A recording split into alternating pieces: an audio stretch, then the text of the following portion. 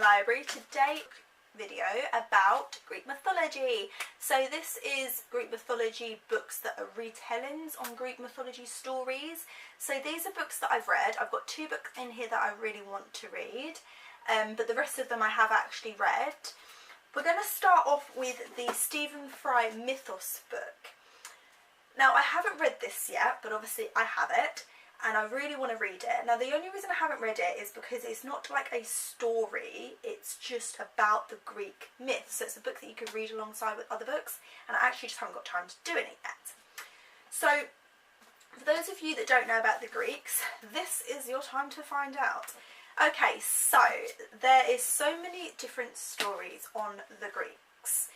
There are so many gods, demigods, minor gods. There's the titans, there's heroes, there's just everything that you could possibly think about. And a lot of things nowadays, everywhere you go, is based on Greece and the Greek myths and the mythology. And, you know, Greece would have made so much money if they had copyrighted things like Olympus and the Greek gods, and they would have been like the richest country ever, because there are so many things around that have stuff to do with Greeks.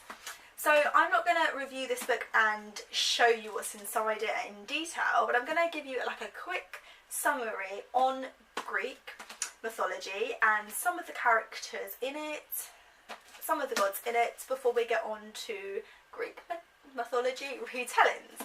So this book is One Golden Afternoon. Persephone was chasing butterflies as they floated from blossom to blossom in a sun-dappled meadow. Suddenly, she heard a deep, rending and roaring sound. The hillside in front of her split apart, and from out of the opening there thundered a great chariot. Before the terrified girl had a chance to turn and run, the driver scooped her up, swung the chariot round, and driven it back through the cleft in the hillside. Hades, the king of the underworld, had claimed his queen. Persephone had eaten fruit from my kingdom, ordained that all that have tasted the food of hell must return. She has tasted 6 pomegranate seeds, so she must come back to me for 6 months of every year. The world has found a new rhythm.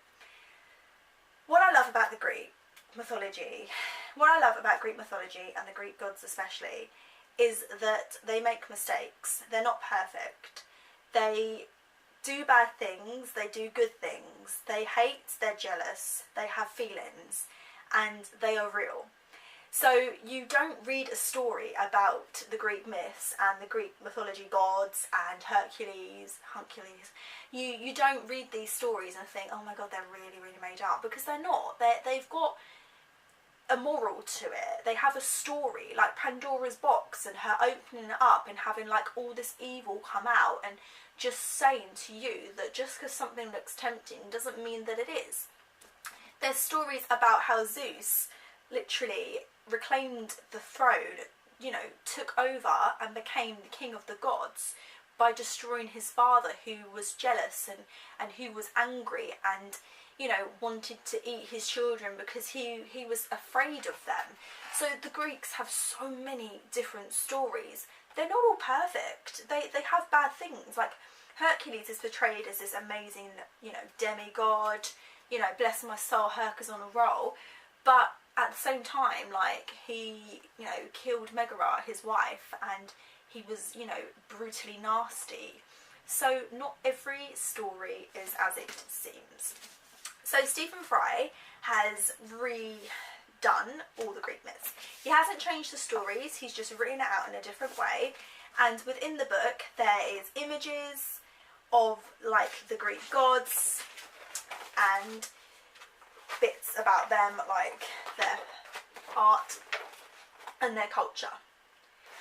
So there is a map as well in this book of Greece. Now everyone thinks that Greece is just the islands, but actually it's not. Greece is actually very, very big, and it goes all the way around to where Turkey is, and Rome and Italy, because actually, if you didn't know this, Italy and Greece have the same gods, just with different names.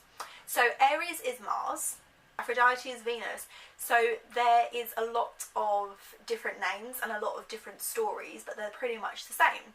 So Aphrodite and Aries have this love thing going on, and that's why they say men are from Mars and women are from Venus. So there you go, that's another thing that Greek mythology has brought into the world without us realising. So within this book, Mythos, there is an introduction. There is another map, but it's in more detail. So there's Delos, which is a sacred place in Greece. There is Kos, there is Crete, there is Troy, there is loads of different things, and there is also a family tree as well.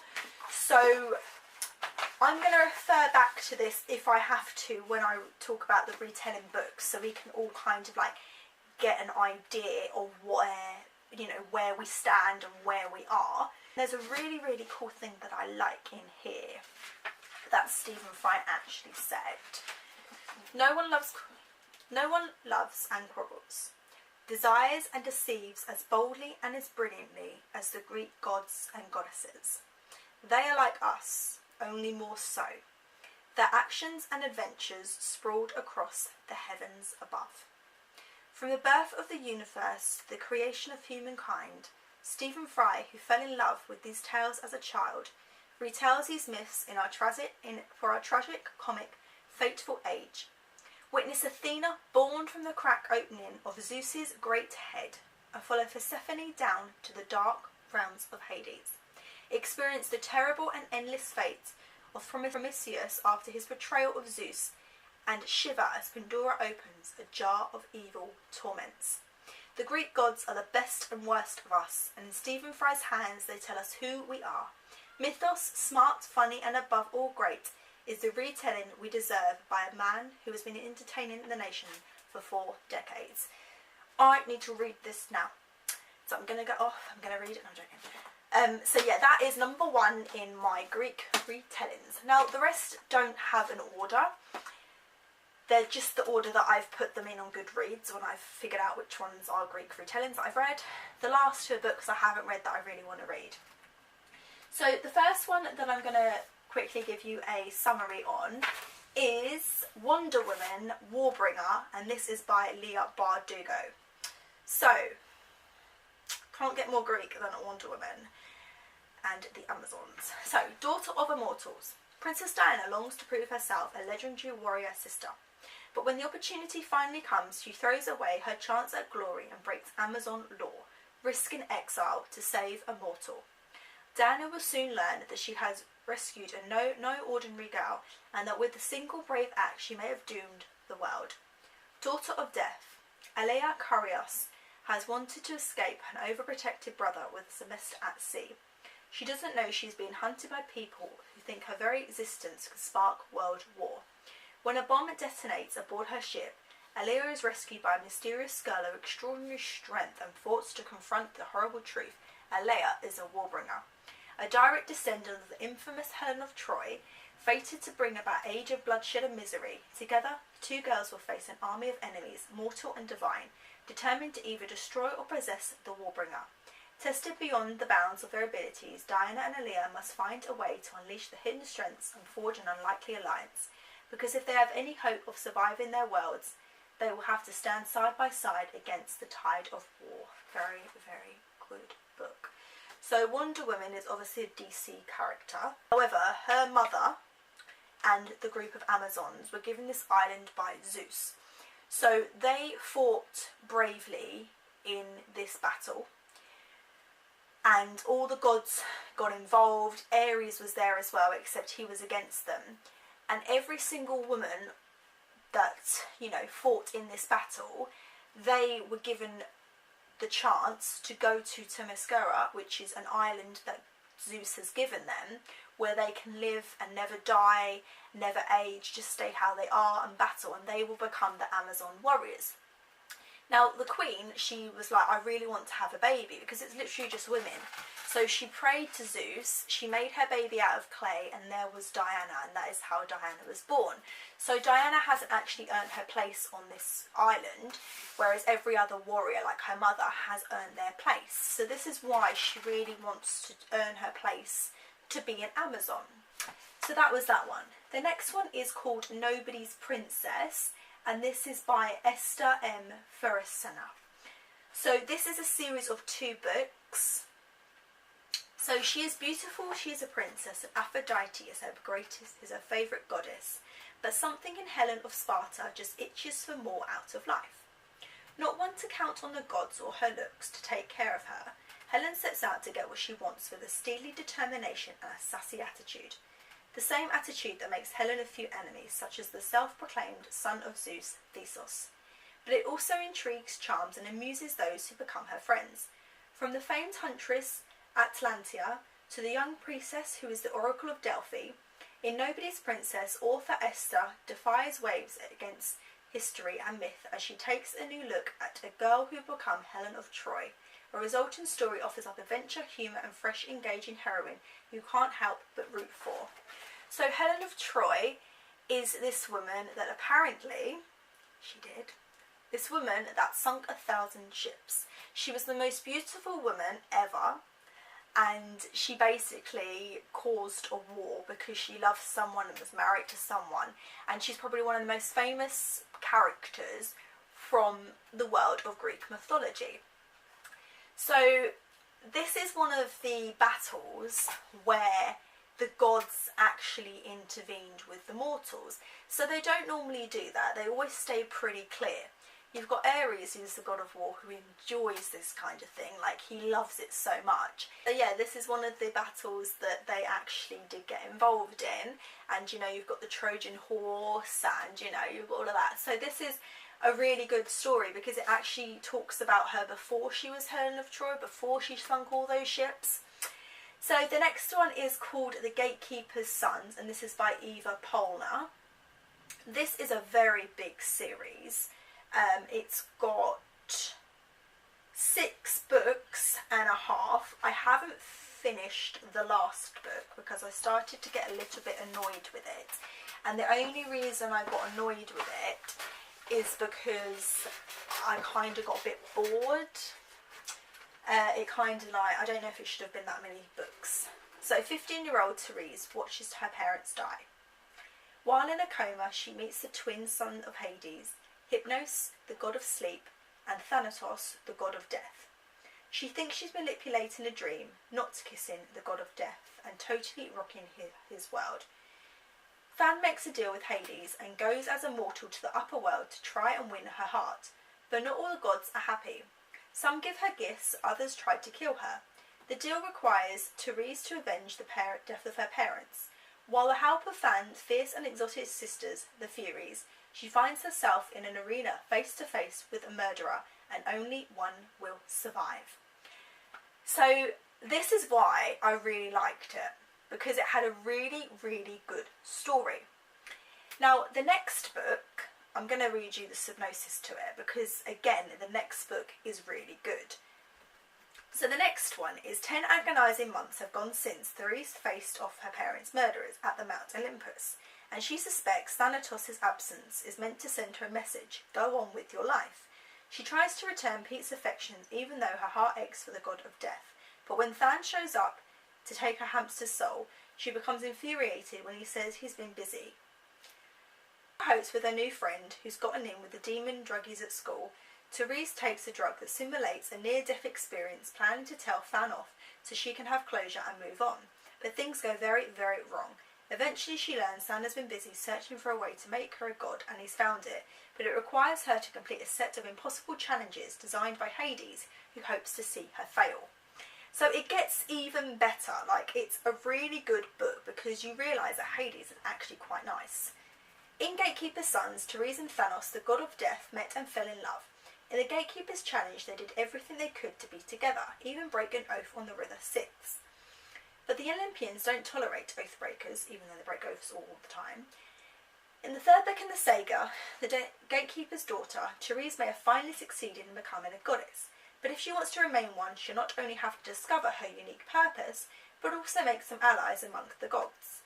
Artemis sends her on a seemingly impossible quest around the world while Than searches for ways to appease Ares. To make matters worse, her baby sister's life depends on the outcome of her quest. See, it's a pretty good book. It's written in a very, very young adult-y way, and I did read it a long time ago, but it is very good. So the next one, when Zeus invites Therese and Thanatos to a party on Mount Olympus in their honour, they and the other gods who have formed the Athena alliance are immediately suspicious of a trap. They fear Zeus has learned the desire to free Metis and Selbel and stands up for all the women he had wronged. Although Therese recruits Diana and Amphitrite and others to the alliance, Pete has unwittingly sabotaged their plans by revealing to Zeus the prophecy from the ghost of Mr. Holt. And now the day that might have been the most wonderfulest day of Therese's life, her wedding day, will be wrought with conflict when someone close to her is fated to die. Can Therese and the other gods of the alliance bind the almighty Zeus and restore justice and true democracy amongst the Olympians? Or will Zeus succeed in following Therese and separating her from Thanatos for eternity? Then it started to go downhill for me. Before Therese and Thanatos can come to terms with the uncertain future of their unborn twins, Poseidon is attacked and both his wife and trident are stolen. In the final instalment of the Gatekeepers saga, Therese is forced to deliver her babies in the midst of an all-out war with enemies, the most more powerful than the Olympians. Sounds good, but it started to get a little bit weird for me. Like, not weird, that's the wrong word. It got a little bit silly. So, Thanatos' brother, the god of sleep, falls in love with her best friend. Now, her best friend's finding it a bit weird, she doesn't really like it, and it focuses too much on that, and I think it got a little bit, it started to get, I don't know, a little bit too young for me in the way it was written, but I will give it another go, and I do need to finish it because it does sound like a really good book, and now I'm reading it more, I'm like, I really want to read it. Okay, so the next one is Everneath, and this is by Brodi Ashton. Last spring, Nikki Beckett vanished, sucked into the underworld known as the Everneath. Now she's returned to her old life, her family, her boyfriend, before she's banished back to the underworld, this time forever.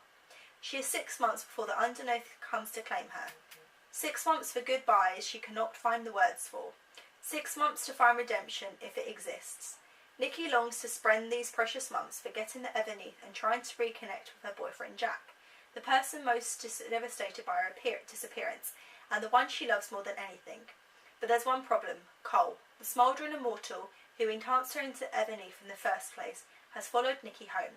Cole wants to take over the throne in the underworld and is convinced that Nikki is the key to making it happen, and he'll do whatever it takes to bring her back, this time as his queen. As Nikki comes onto the surface, as Nikki's time on the surface draws to a close, and her relationship begins slipping from her grasp, she's forced to make the hardest decision of her life, find a way to cheat fate and remain on the surface with Jack, or return to the Everneath to become Cole's queen. Everneath is a captivating story of love, loss, immortality, and a debut author, Brodi Ashton.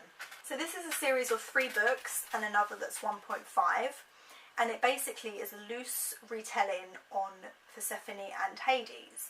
So I'm not going to tell you, I'm not going to spoil it for you, but there's a reason why she went down to the underworld, and because she had 6 things, she's now able to, she now has to live in the underworld for those 6 months of the year. And I stopped reading it with the last book because, again, I didn't really like it, but I need to read it again because it is a really, really good book. I think I must have just got a little bit bored of something and whatever, but it is a really good series. So this one is a loose retelling on Persephone and Hades, which is what I explained from the back of the Mythos book. So the next one is the Percy Jackson series. Percy Jackson series features a boy called Percy, and he is a demigod and he's the son of Poseidon. So the first book talks about Percy not knowing who his father is. He then goes to a camp called Camp Half-Blood, and there he meets others that are just like him, except he is the only one from Poseidon. Now, the 3 main gods, so there's Hades, there's Zeus, and there's Poseidon. So all 3 gods made an oath that they would not mate with a mortal and have a child, because there is a prophecy that one of the children of them will do, I'm not going to tell you, I'm not going to spoil you for you, but there is a prophecy. So they've all gone behind each other's back and had a child, every single one of them, and Percy happens to be Poseidon. So the series of books is about one boy called Luke, who is the son of Hermes, the god of messages, and he basically is angry at his father because all the gods don't really acknowledge their children. The only kind of ones that do, I would say, are probably Aphrodite's daughters, but they don't really acknowledge them, and he's very angry. So he's teamed up with his grandfather, and he wants to resurrect him, and if he can resurrect him, then he will basically be able to take over the gods, and he will have his own way. So if we go to the map, not the map, sorry, the family tree, I can explain to you. So Zeus is here, and he has got 2 women that he was with. Well, he's actually got 3 women that he was with. So he's got Hera, who had Ares and Hephaestus with them, so they are brothers. He has also had Athena, who was born from his brain. Then he has got Leto, and he had Apollo and Artemis, and they are brother and sister. And then he was with Mia, and he had Hermes. Now Kronos, who is Zeus's father, also Hera and Poseidon, Demeter, Hades and Hester, their father is Kronos, and he was with a woman called Rhea. Now if you go up to the second order, which is where they are titans and such, you have got, where is he? Kronos, here. So Kronos is one of the big top guys. So if you imagine that Luke is underneath Hermes down here, Kronos is his grandfather. So it's very weird when you think about it, that the Greek gods have been around since the very beginning of time. So to be like, yeah, I'm living in well, this was like 2000, so I'm living in the 2000. My grandfather was the guy that, you know, was here at the beginning of time. It makes you look like you're either really old or like you're lying, basically. Okay, so the next one is Starcrossed. Now I have actually read Starcrossed such a long time ago that I've classed it as a to be read because I don't remember too much about it. So Starcrossed is by Josephine Angelini. How do you defy destiny? Helen Hamilton has spent her entire 16 years trying to hide how different she is. No easy task on the island of small, sheltered Nantucket. And it's getting harder. Nightmares of the desperate desert journey have Helen waking parched, only to find her sheets damaged by dirt or dust. At school she's haunted by hallucinations of 3 women weeping tears of blood. And when Helen first crosses paths with Lucas Delos, she has no way of knowing they're destined to play leading roles in a tragedy the fates insist on repeating throughout history. As Helen unlocks the secrets of ancestry, she realises that some myths are more than just legend. But even demigods' powers might not be enough to defy the forces that are drawing both her and Lucas together and trying to tear them apart. So that is based on Helen of Troy, another book like that. But it's a very good book that I can remember. But it was such a long time ago that it's kind of like I read it but I don't remember it book. So the next book that I'm doing is called The Soul of Achilles by Madeline Miller, and I have to read this book. So obviously this is about Achilles and Achilles' heel. So Greece is the age of heroes. Patroclus is an awkward young prince, has been exiled to the court of King Zeus and his perfect son Achilles. By all rights their paths should never cross, but Achilles takes the shamed prince as his friend, and as they grow into young men skilled in the arts of war and medicine, their bond blossoms into something deeper. Despite the displeasure of Achilles' mother, Thetis, a cruel sea goddess. But then word comes that Helen of Sparta has been kidnapped. Torn between love and fear for his friend, Patroclus journeys with Achilles to Troy, little knowing that the years that follow will test everything they hold dear. Profoundly moving and breathtakingly original, this rendering of this epic Trojan War is dazzling feat of the imagination and a devastating love story in an almighty battle between gods and kings and peace and glory, immortal fame and the human heart. There is a lot of books actually out there that have something to do with Helen of Troy, Achilles, Sparta, Troy. So it's one of the most famous stories, and for those of you, I have watched Troy. There are a lot of books and films that are based around that. Now the final book is called Circe, and that is by Madeline Miller. This cover looks absolutely beautiful, and I really need to read these books. In the house of Hellas, god of sun and the mightiest of Titans, a daughter is born. But Circe is a strange child, not powerful like her father, not viciously alluring like her mother. Turning into a world of mortals for companionship, she discovers that she does possess power, the power of witchcraft, which can transform rivals into monsters and menace the gods themselves. Threatened, Zeus banishes her to a deserted island where she hones the occult craft, tames the wild beasts and crosses the paths with many of the most famous figures in mythology, including the Minotaur, Delidos and a doomed Saw, and his doomed son Icarus, the murderous Medea, and of course with wildly Odysseus. But there is danger too, for the women who stand alone, and Circe unwittingly draws the wrath of both men and gods, ultimately find herself pitted against one of the most terrifying and vengeful Olympians. To protect what she loves most, Circe must summon her strength and choose, once and for all, whether she belongs with the gods she's born from, or the mortals she has come to love. Ooh, sounds so exciting. So good. So that is the end of the Greek Mythologies retelling. It was a very long video, and I haven't stopped talking for about 20-30 minutes, I don't know. But yeah, that is my Greek Mythologies retelling. If you guys have read the books that I haven't, please let me know down below what you think. Let me know if there's any other videos that you think should go into this as well, that you've read the Greek Mythology retellings.